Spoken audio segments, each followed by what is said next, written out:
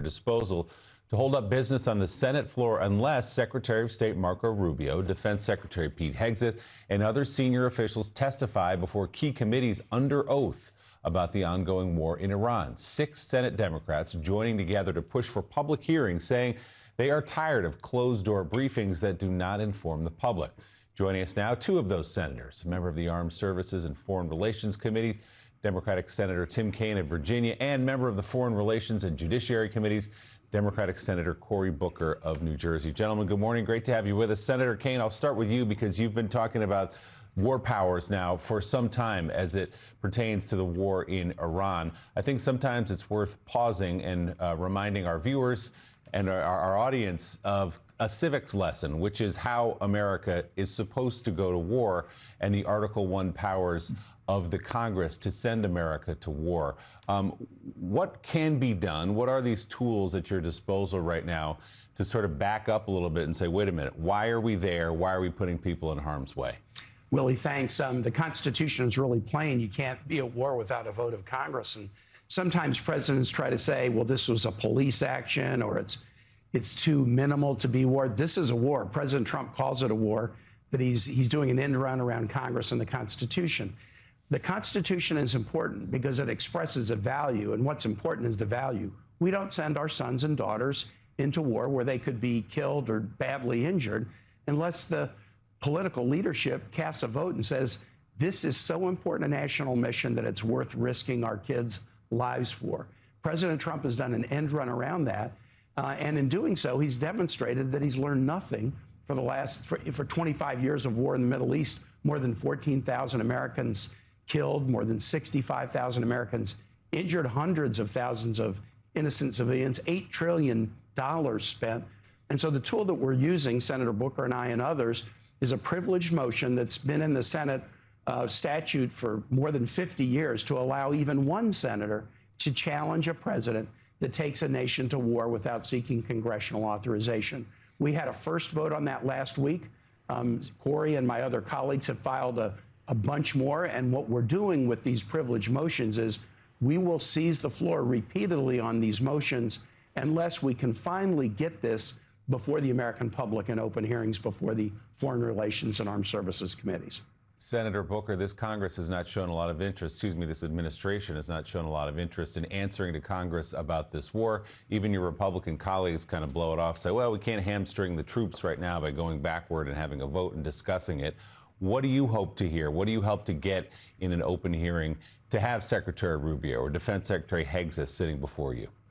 You know, what we're demanding is what the American people want. Like, you have people sitting at home watching this president drive up their health care costs, drive up their fuel costs, cut their student lunch programs for their kids, cut the VA benefits for people who've been to war and come home, all while now he's expending billions and billions of dollars on this unilateral decision to go to war. And they're saying, hey, where's my Congress? You're supposed to provide a check and a balance. You're supposed to provide oversight. You're supposed to provide investigation. Damn, you're the most deliberative body and you're not even deliberating over this war. That's unacceptable.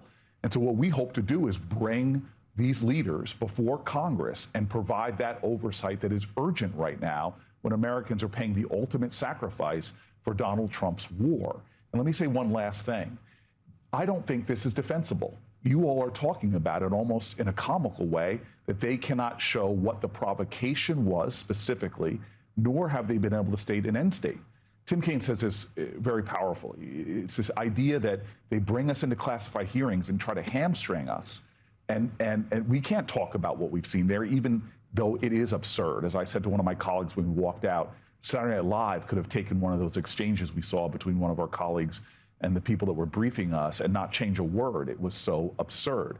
So we need public hearings with officials on the record, swearing an oath to be truthful and let the American people understand what's going on. If there is enough data inside the administration, enough intel to say, okay, we needed to strike, and we've heard a number of different reasons, even from Secretary of State Rubio in his explanations for why they did these strikes then, where is the resistance coming from to a public hearing in the first place? If they've got the goods, shouldn't they want to present them and sell it to the public? Well, I think this has been my frustration over this last year plus. We've seen Republicans being willing to lie down on issues dealing with our military from the very beginning.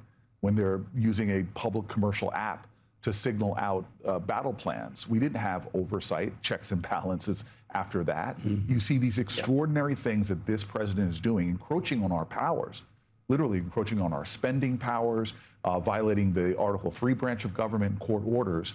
And Congress, specifically designed, as it's laid out in the federal papers, to check an abusive executive, has said, we're going to do whatever you want, Donald Trump. We're not going to do our job. This isn't partisan. This is a lack of patriotism. They didn't swear an oath to Donald Trump.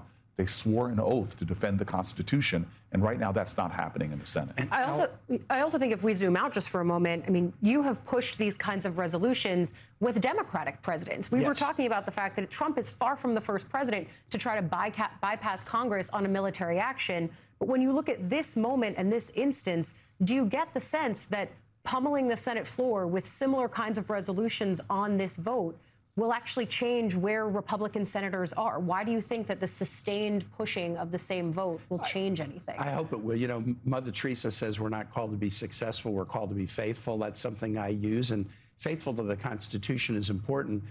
Willie asked a question, you know, some don't want to vote for this, they don't want to hamstring our troops. We're supporting our troops. Our troops always serve so ably and bravely, but as we saw in Vietnam and as we saw in Iraq, and as I think we're seeing now, our troops sometimes get betrayed by poor civilian decision-making. They're going to do what we ask them to do in wonderful ways.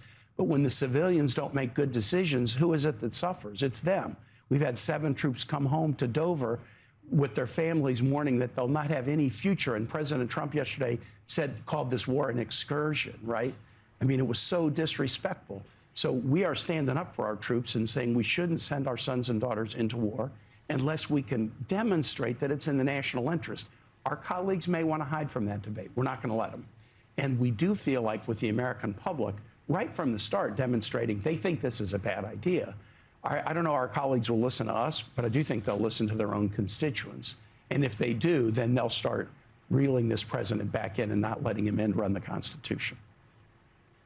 I want to ask Senators, both of you, your thoughts about what happened a few nights ago, or actually early morning, Sunday morning, with no announcement, no cameras, no publicity.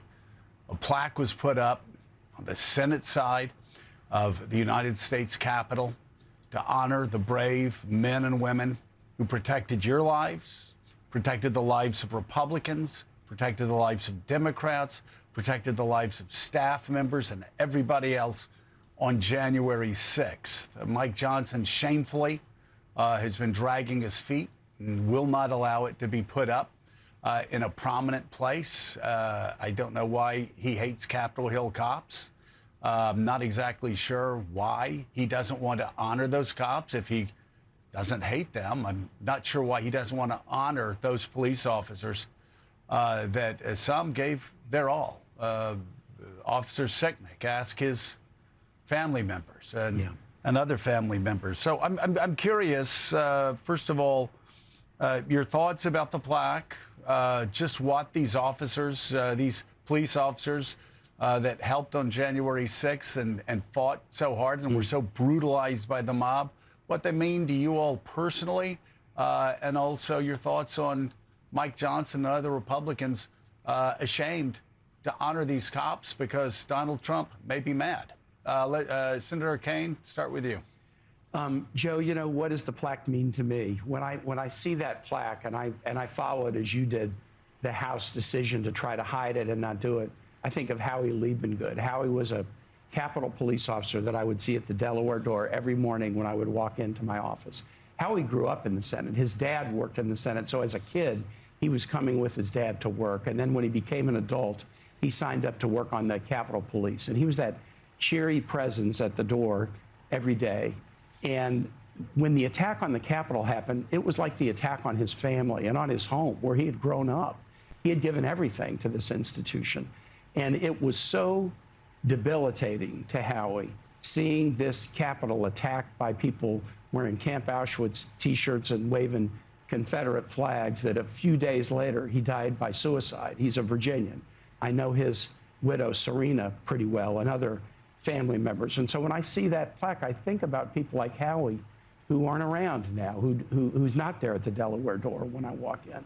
And I think of the shame of these colleagues, especially with the speaker, who are trying to deny this history or rewrite it. President Trump, on his first day, pardoning all of these crooks and criminals who tried to steal the election and interrupt the peaceful transfer of power. We better be on guard if and when they try it again. And that's my motivation, to never let it happen again. And I'm going to do anything I can to make sure it doesn't. Brian Sicknick is from New Jersey, and I sat with his mom and his brother recently. The anguish that they feel with this president and the shameful things that the president is doing, saying that there was no violence on that day when Officer Sicknick was brutalized and eventually would succumb to his injuries. On top of that, he's pardoned all of the people that were there, many of whom have gone on to commit horrific crimes now that he's let them out. This is a shameful episode being compounded by the cowardice of the people in Washington who are failing to put up the plaques or delaying them being put up. What they're doing and showing is that they're more afraid of Donald Trump than they are standing up for the noble officers, not just who defended us on that day, but if you talk to the officers that are serving now, what they're doing to their morale, what they're doing to their honor. This is outrageous and another example of the dangerous hypocrisy of Donald Trump.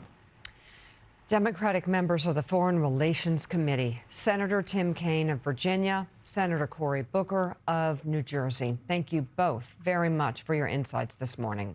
Thank you.